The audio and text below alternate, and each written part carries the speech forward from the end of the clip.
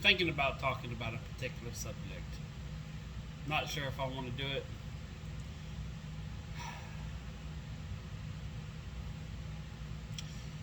So I went up to the dealership today to go look at a new vehicle, and no real reason. Just was kind of thinking and contemplating a couple things, and they were saying, yeah, if you want to get a gasoline car, you better do it now because as time goes, they're all going away, and you know, they made a comment in the next, I think it's 7-8 years, half the gasoline cars are going to be gone, and they're getting replaced with electric. I said that's fine. And then the guy was saying, hey, do you know that they're also going to convert our entire military to electric vehicles? I said, huh. Told him I was in the military. And told him, yeah, that's not really a good idea. He's like, why not? That's great. We can get off fossil fuels and all this stuff. I was like, have you ever heard of an EMP? He says, no, what's that? So it's an electromagnetic pulse. There's a wide variety of bombs that can do it, as well as solar flares. Solar flares can cause EMPs, and we've had a multitude of instances over the years where an EMP has caused blackouts, brownouts, transformers exploding in India, airplanes having to be grounded because of the computer systems from the satellites are no longer working. In fact, here recently, there's an ongoing suspicion that one of the Starlink missions where they sent up space, I think 30 or 40 of them failed right at the same time as a solar flare. I said, yeah, that's it's not really the best idea as far as military security. And I got in a little conversation with them about the electric cars. So like, well, we have situations over in the West Coast to where they're telling people not to charge their cars during certain hours because they don't have enough capacity on the grid, the electrical grid, to cover it. And actually, pretty much anything from central Texas west, they're having major electrical problems there. Telling everybody not to use the air conditioner and different things like that. And then the Hoover Dam, one of the biggest sources of electricity and water, just happened to catch fire yesterday. And I was sitting there thinking, I was like, okay, let's play a game. And at this point I already left, but on the drive home I was thinking. And in case anybody was just, I'm going to do a little sidebar real quick. I went to go look at a Subaru. So, but anyways, I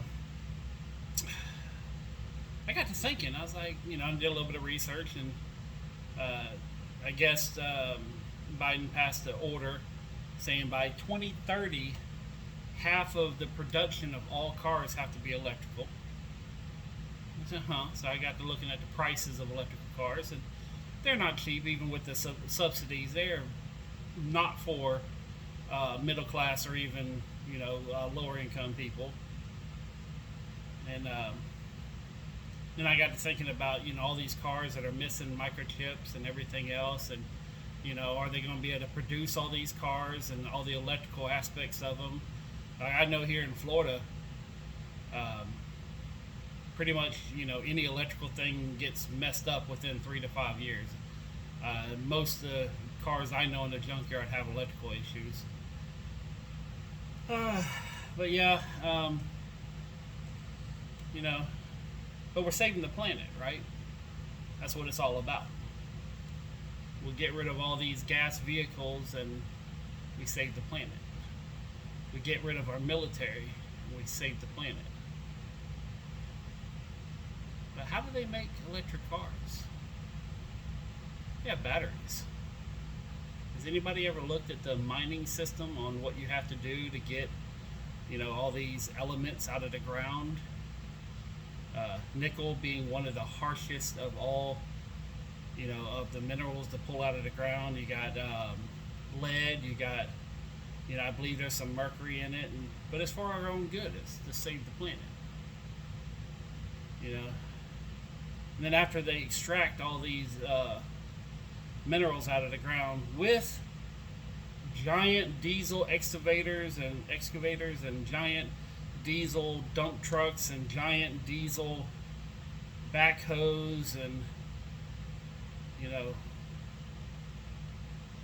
most of the diesel and some gasoline trucks getting to and from the job sites around the world, and then you ship it to the ports to where then it's loaded on these giant diesel cargo ships that transport it halfway across the world. So then it can be refined, and then it goes from there, to another port on another part of the world where it could be, put into. And lithium is another one that, God Almighty, you want to talk about a horrible mineral to pull out of the ground. But anyways, then they get shipped around to usually China, where they mass produce the batteries. I believe Tesla's making some batteries here in America. I think he has a plant here, but either way, they get shipped all over the world in these giant cargo ships, and some railways, some this, some that, and then they're put on semi trucks to be shipped to different areas.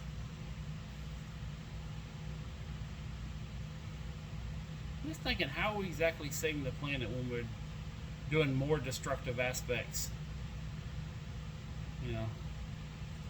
Steel really isn't that hard to pull out of the ground, but then you let's say you are a significantly wealthy person, or moderately wealthy, and you have a great job, and you have expendable income. Then instead of buying a $20,000-$30,000 normal gasoline car, you buy a $40,000 to $80,000 electric car. Then you got to go plug it into your house. And, electricity's free. No one ever pays for electricity. And all these people are getting all this free electricity. And, the average air conditioner is about, 13% of your your free electric bill. And I think the car is going to add about like 38% to your bill. Excuse me, to your free bill. Free electricity. And everybody has a car now. Everybody has an electric car. They all the rich people, all the people who have this extra money to spend on these electric cars. Good for them. They're saving the planet. Then all of a sudden, the wires going to the house with all this free electricity are having trouble carrying the load of all these electric cars, because it's not just one electric car per house. It's 2, 3, 4 cars, depending on the size of the family that's living in this house with the free electricity. And everybody has one now, and all of a sudden the wires and the transformers can't handle this load, and they start catching on fire, kind of like what happened at the Hoover Dam a couple days ago, or yesterday, day before yesterday, I don't know. But that's rare. Transformers very rarely ever go bad, because they're replaced all the time, and they don't wait until they fail to replace them. They're ahead of the game. Well, maybe not. No, I don't think I've ever seen anybody prematurely replace a transformer until it blows. Yeah. So anyways, you got all this stuff going on,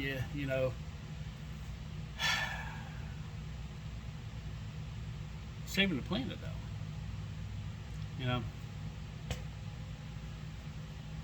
We got an impeccable infrastructure. We're saving the planet. Everybody has an electric car because we're saving the planet. And everything is mined in other countries using diesel vehicles, and because Africa's not going to have all electric cars. China is not going to have all electric cars. I don't believe Russia is going to have all electric cars. Just us. but we're saving the planet.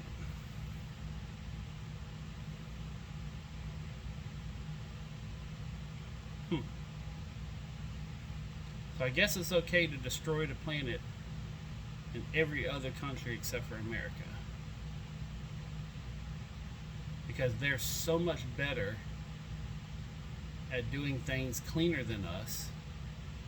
Because they're drilling all of our oil right now, because we're not allowed to drill here anymore because we're saving the planet. You can increase capacity in Argentina, the Middle East, Russia. You could drill there because it won't hurt the planet if you drill there. If you drill in America, we'll destroy the planet. But we're not going to do that. We're going to save the planet.